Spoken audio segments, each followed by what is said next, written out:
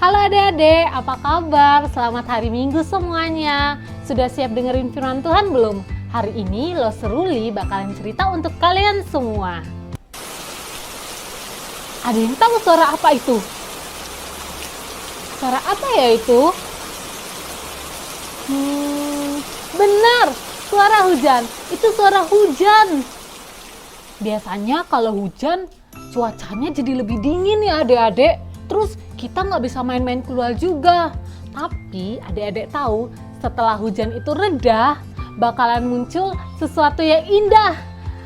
Warna-warni, bagus. Bakalan muncul pelangi. Daun-daun jadi subur, kelihatan hijau cerah. Nah adik-adik, Allah melihat segala sesuatu yang terjadi dan Allah mengetahui segalanya. Allah tahu apa yang sedang kita rasakan. Kalau misalnya hati kita lagi senang atau hati kita lagi sedih, segala sesuatunya Allah tahu. Pada waktu itu Allah melihat orang-orang yang Ia ciptakan. Allah melihat orang-orang yang Dia ciptakan itu menjadi jahat dan itu membuat hati Allah sedih. Sedih sekali waktu Allah melihatnya. Mereka tidak taat lagi kepada Allah dan mereka tidak mendengarkan perintah-perintah Allah. Sampai karena mereka tidak taat lagi kepada Allah, Allah memutuskan untuk mengirimkan air bah. Air bah itu adik-adik, hujan yang terus-menerus dan tidak berhenti-berhenti. Allah mengirimkan air bah dan akan menenggelamkan semua rumah, bahkan akan menenggelamkan gunung-gunung. Adik-adik bayangin aja, gunung setinggi itu Allah akan tenggelamkan. Kalau misalnya gunung-gunung aja tenggelam, berarti semua orang-orang yang ada di bumi ini akan tenggelam. Kecuali satu keluarga yang dipilih Allah. Karena keluarga ini adalah keluarga yang taat sekali kepada Allah dan menuruti perintah-perintah Allah. Ini adalah keluarga Bapak Nuh. Bapak Nuh ini adalah keluarga yang taat sekali dan percaya kepada Allah. Waktu itu Allah menyuruh Nuh untuk membangun sebuah bahtera yang sangat besar, lebih besar dari rumah kita. Karena Nuh itu adalah orang yang sangat taat kepada Allah, maka Nuh membuat bahtera yang disuruh Allah. Ia membuat bahtera yang sangat besar yang dapat menampung dia dengan keluarganya. Tetapi saat Nuh sedang membuat bahtera itu, orang-orang yang melihat Nuh menertawakan Nuh. Katanya Nuh itu berbohong dan tak akan ada air bah yang datang untuk menutupi dunia ini. Tapi walaupun banyak orang yang menertawakan Nuh, Nuh tetap percaya dan taat sama perintah Allah. Allah menyuruh Nuh untuk mengambil masing-masing 2 ekor dari setiap binatang dan memasukkannya ke dalam bahtera. Nuh juga menyiapkan makanan-makanan untuk persediaannya dan memasukkan makanan-makanan itu ke dalam bahtera. Itu juga dengan keluarga Nuh. Keluarga Nuh masuk ke dalam bahtera dan bahtera pun ditutup sampai tidak akan ada lagi air yang akan masuk. Saat semuanya sudah ada di dalam bahtera, datanglah air bah.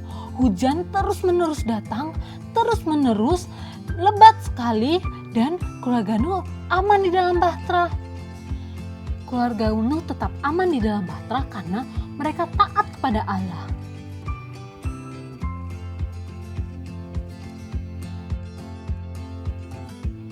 Lama-kelamaan air mulai surut. Turun sedikit-sedikit, turun sampai tanah menjadi kering lagi. Saat air sudah kering, Allah memberitahu Nuh bahwa Nuh sudah waktunya boleh keluar.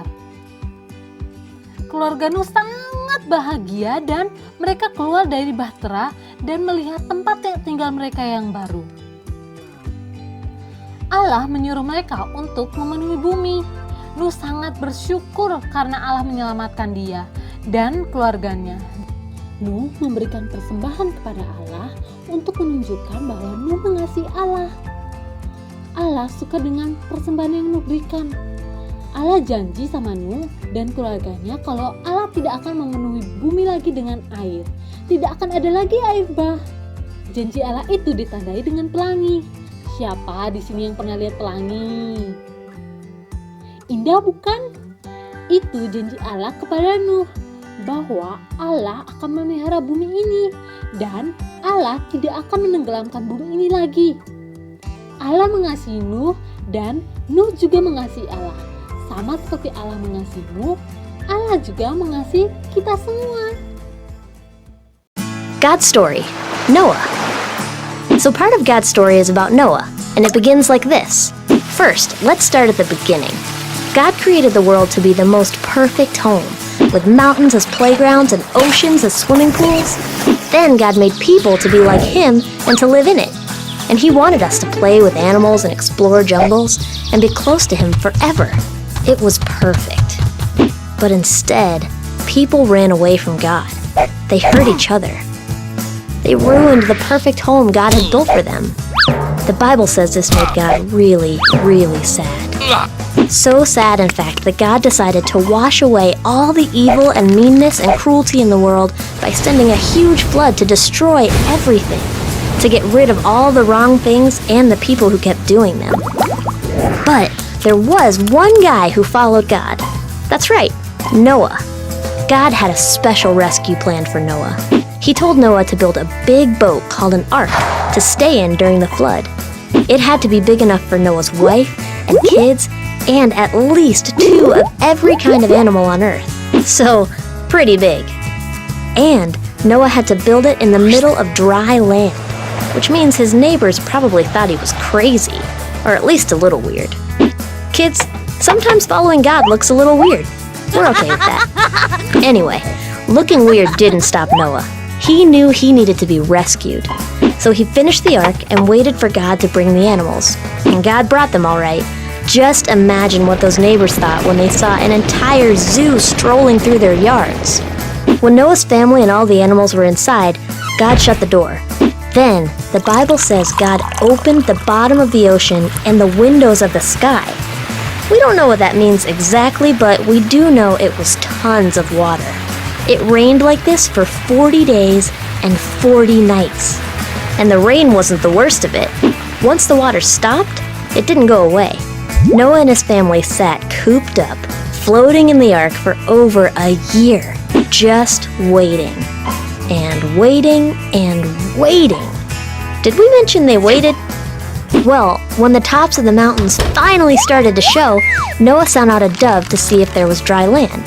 There wasn't. A week later, he sent the dove again. The water was going down. A week later, Noah sent out the dove one last time.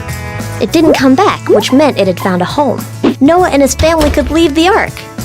The very first thing Noah did was build an altar to worship God and thank Him for His rescue. And God made a covenant with Noah, which is like a very special promise.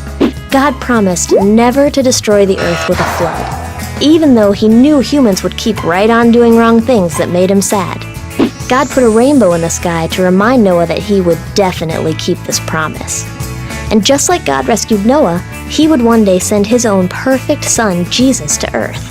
Jesus would take the punishment of all people. Then, God could be close to everyone who wants to follow Him. And that's the story of Noah. So, in case you missed it, here's the quick version. God made a perfect home. People ruined it. God was sad. He planned a flood and a rescue. Noah built an ark. Animals came. It rained. Noah waited. Dry land appeared. Noah worshipped God. God made a promise. God sent Jesus to rescue us.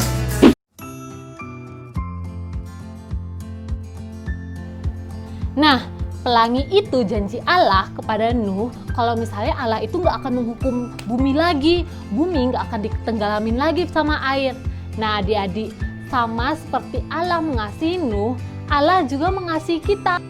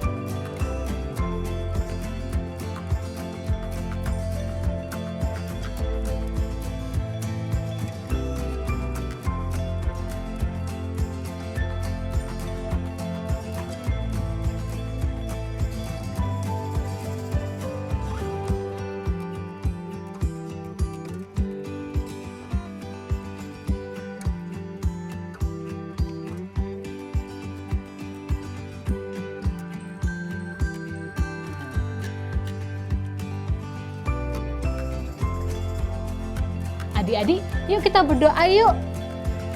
Tutup matanya, lipat tangannya, kita berdoa ya. Tuhan, terima kasih Tuhan, hari ini kami telah belajar tentang Nuh yang Tuhan kasihi. Terima kasih Tuhan telah mengasihi kami, berkati kami 1 minggu ke depan. Hanya di dalam nama Tuhan Yesus kami sudah berdoa, haleluya, amin. Sampai ketemu minggu depan, bye-bye.